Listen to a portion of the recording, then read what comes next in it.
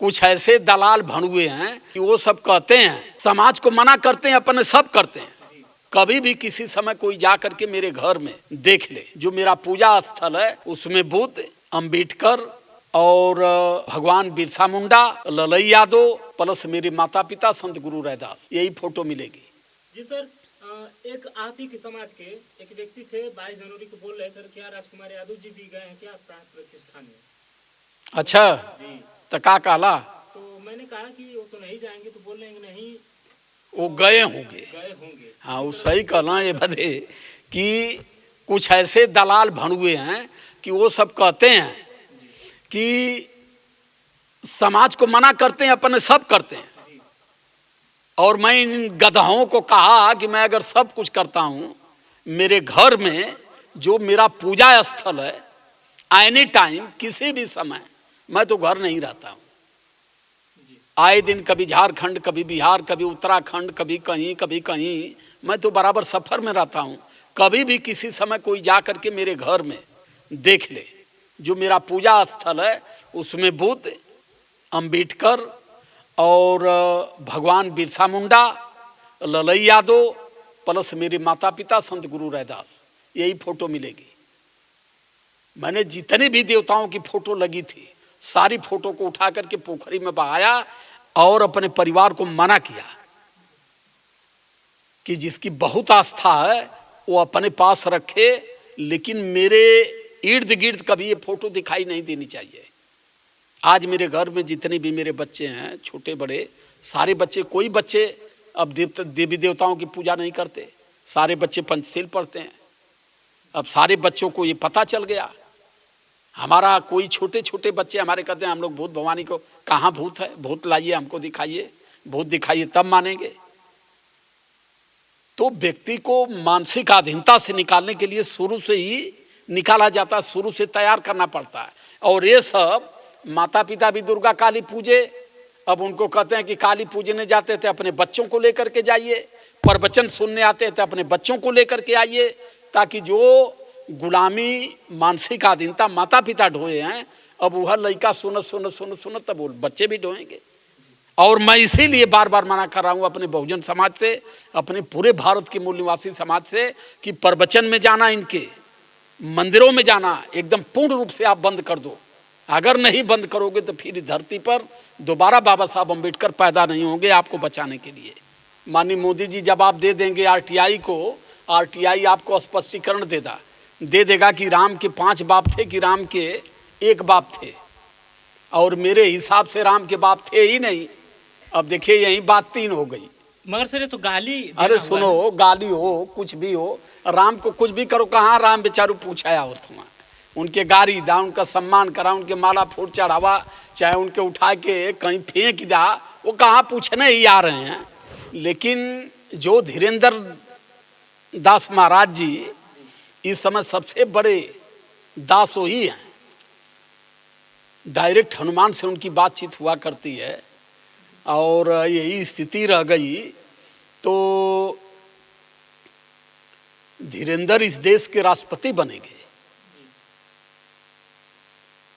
ये बदे कि इस देश में भड़ुओं की इतनी बड़ी जनसंख्या हो गई है, वो बात राजकुमार कह देते, स्वामी प्रसाद मौर्य कह देते, राजेंद्र पाल गौतम कह देते, नहीं लक्ष्मण यादव कह देते, तो अब तक ये सब उतार देते चड्ढिए।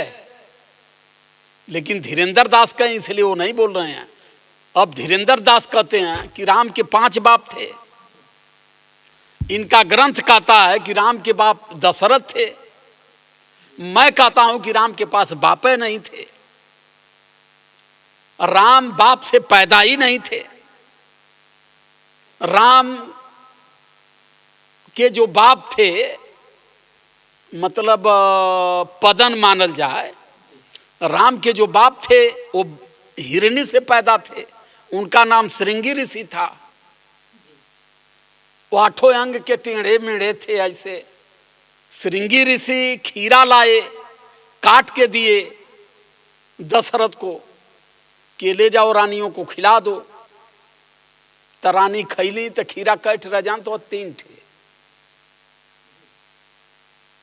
3 खीरा था, 3 नहीं था 2 था, 2 खीरा ऐसा मिलता ग्रंथों में कि 2 खीरा था, एक खीरा में 2 ठे रानी आदि आदि खैली, आ एक ठे खीरा दशरथ के कही के बहुत ज्यादा मान है, तो कहला हमार बुच्ची तू पूरा खीरा ले ला एक ठे, तो एक ठे आधा कही के दोनों खैली, तो उनके 2 लड़का भैला। आई जो अधिका अधिका खैली कौशल्या या सुमिंत्रा उन्हन के 1 ठे भैला। ये भारत का सबसे बड़ा धर्म ग्रंथ है, जिसके लिए चड्ढी उतार के सर नीचे करके पैर ऊपर करके ये कूद रहे हैं। इससे बेसी ये कुछ करने वाले नहीं है। अभी कोई आएगा कहेगा कि भगवान श्री राम के 21 पिता थे, अब 21 पिता कैसे थे, तो अपने तरीके से वो सिद्ध करेगा। अब धीरेन्द्र दास कहे कि राम के 5 बाप थे। मेरे तो ये समझ में ही नहीं, अब तक नहीं आ रहा है, मैं किस एविडेंस पर कहता हूं कि राम यहां पैदा ही नहीं हुए। मैं तो कहता हूं कि राम नाम का कोई था ही नहीं यार, चाहे 5 बाप हो, चाहे 1 बाप हो, चाहे खीरा पैदा हो, एक मनगढ़ंत कहानी है, इसमें कुछ है वो नहीं। क्योंकि आज तक कोई धरती पर कोई ये सिद्ध नहीं कर पाया कि मुंह से खाने वाली चीज अमाशय में न जाके सीधे गर्भाशय में जाइए। ना ही कोई डॉक्टर सिद्ध कर पाया, ना कोई साइंटिस्ट सिद्ध कर पाया, ना कोई शंकराचार्य सिद्ध कर पाया। क्योंकि जहां से शंकराचार्य पैदा है, वहीं से साइंटिस्ट पैदा है, वहीं से डॉक्टर पैदा है, और वहीं से पूरा समाज पैदा है। चाहे वो जानवर हो, चाहे वो इंसान। पैदा होने की जो प्रक्रिया है वो एक तरीके सबकी है, लेकिन कोई मुंह से पैदा हुआ। अब इनके ग्रंथों को मैं क्या कहूं, कोई मुंह से पैदा हुआ, कोई कीचड़ से पैदा हुआ, कोई नाक से पैदा हुआ, कोई मेघी से पैदा हुआ, कोई मछली से पैदा हुआ। ये केवल हिंदू के ही धर्म ग्रंथ में पढ़ाया जाता है। बाकी पूरी दुनिया इतनी बड़ी है, जापान इतना आगे है, ऑस्ट्रेलिया इतना आगे है, चाइना इतना आगे है, अमेरिका इतना आगे है, अब तक ये इसको सिद्ध कर ही नहीं पाया।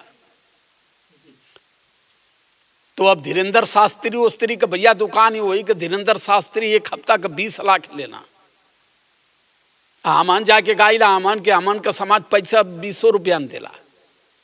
ये बदे कि धीरेन्द्र शास्त्री, अनिरुद्ध शास्त्री, देवकी नंदन, ये जितनी टीकाधारी हम अकेला बैठ के घींचल हर हार पैसा। यह समाज धेनु गाय की तरह देला।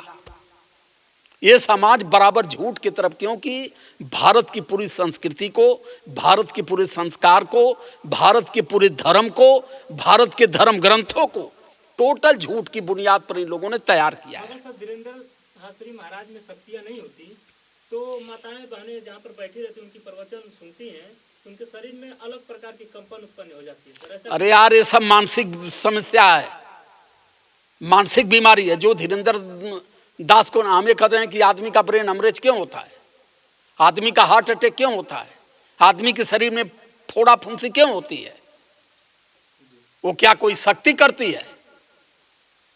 वो जो शरीर की प्रक्रिया है, शरीर के जो खानदान है, जो दिमाग की सोच है।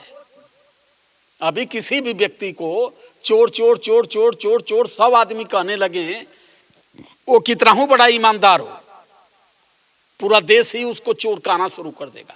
ये स्थिति यहाँ है, क्योंकि हमारे लोगों को इन लोगों ने भेड़ बना दिया है।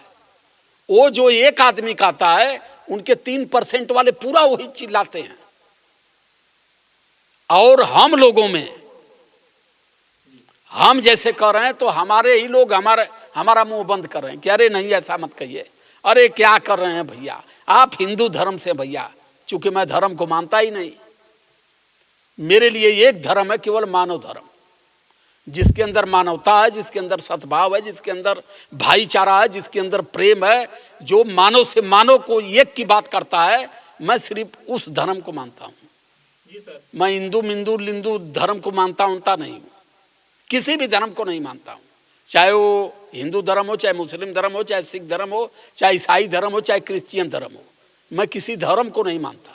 मैं सिर्फ मानवता को मानता हूँ कि हम सभी लोग मानव हैं। जैसे हिंदू पैदा, वैसे मुस्लिम पैदा, वैसे सिख पैदा, वैसे ईसाई पैदा, वैसे क्रिश्चियन पैदा, वैसे बौद्धिस्ट पैदा।